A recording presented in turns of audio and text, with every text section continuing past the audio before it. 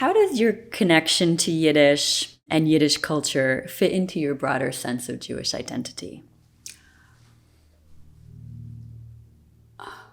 I don't think it could be divorced from it. It was just part of who I was, who my husband was, and it was just part of our lives. That was the prism through which we saw everything. It couldn't be separated.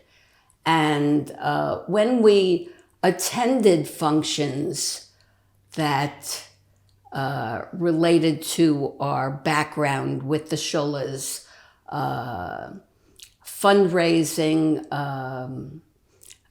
or tributes to our former teachers, particularly, say, Itchy Goldberg, we would be in touch with the people who had gone to shul with us, who we had befriended and continued our friendships with.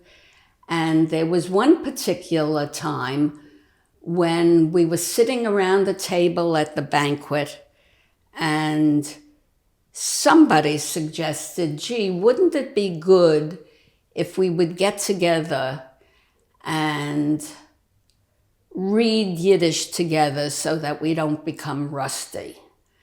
And so under those conditions, we decided, yes, it's a great idea. And we started meeting a small group of friends. And we read from Shalom Aleichem and from Peretz. We would meet once a month in somebody's house. And then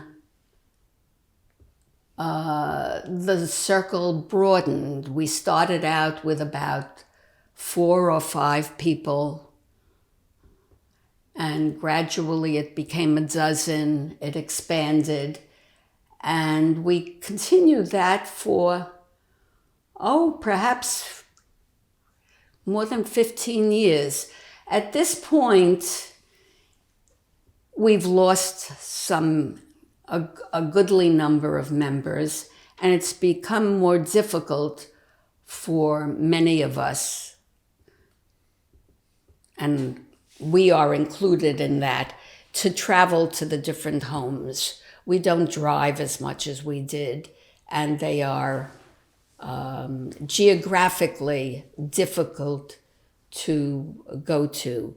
And so it's sort of petered out for some of us.